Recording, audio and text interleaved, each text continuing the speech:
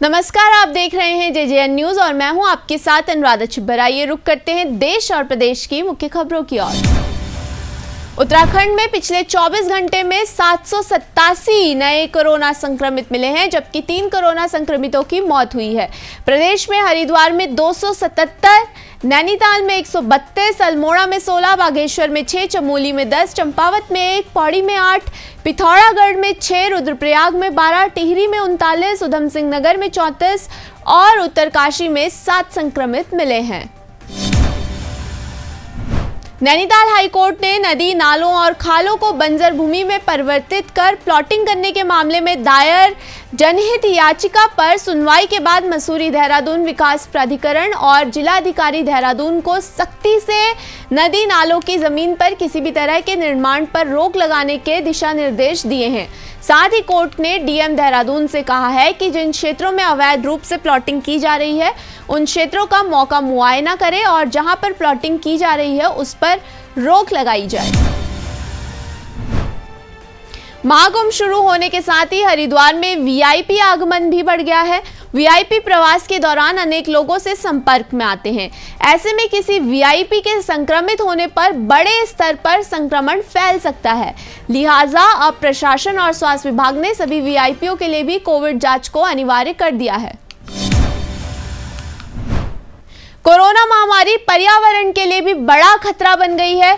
Corona से बचाव के लिए सिंगल यूज मास्क और पीपीई किट सबसे अहम है, लेकिन इनके सुरक्षित ढंग से नष्ट करने की कोई रूपरेखा नहीं बनी है।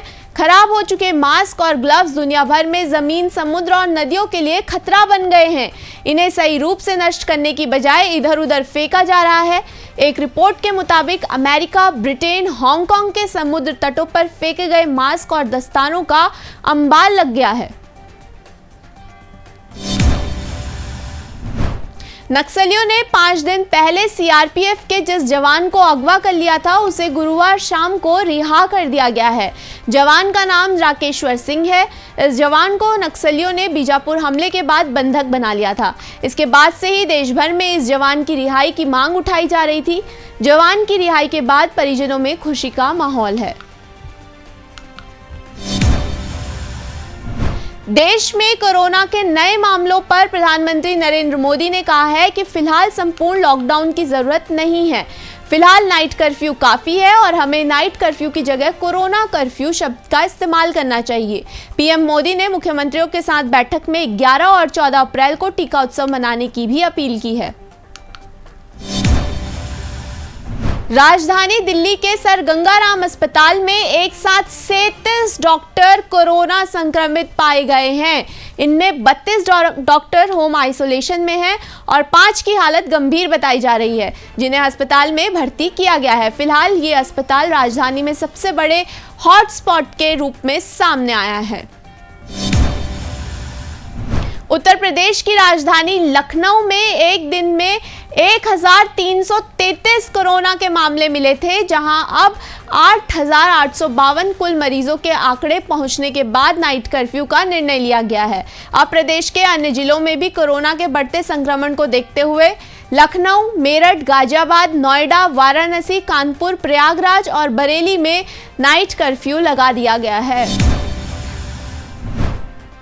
चुनाव आयोग के एक आंकड़े के मुताबिक बंगाल समेत 5 राज्यों के चुनाव में अब तक 950 करोड़ रुपए की नकदी और दूसरे सामान जब्त किए गए हैं। इनमें शराब, नशीले पदार्थ और मतदाताओं को दी जाने वाली दूसरी चीजें भी शामिल है। 2016 में भी जब इन्हीं 5 राज्यों में चुनाव हुए थे तब भी नकदी समेत 225 करोड़ 77 लाख रुपए के सामान को जब्त किया गया था। यानी कि 5 साल में इनमें करीब 4 गुना बढ़ोतरी हो गई है। देश भर में लोगों को कोरोना वैक्सीन लगाने की मुहिम तेजी से आगे बढ़ रही है, लेकिन अब कई राज्यों ने कोरोना वैक्सीन में कमी को लेकर चिंता जाहिर की है। राज्यों ने केंद्र सरकार पर सवाल उठाते हुए कहा है कि अगर सरकार के पास अपने लोगों के लिए पर्याप्त मात्रा में कोरोना वैक्सीन नहीं थी तो विदेशों में खेप भेजने की क्या जरूरत थी। अभी के लिए बस इतना ही। आप बने रहिए जेजेएन न्यूज के साथ। नमस्कार।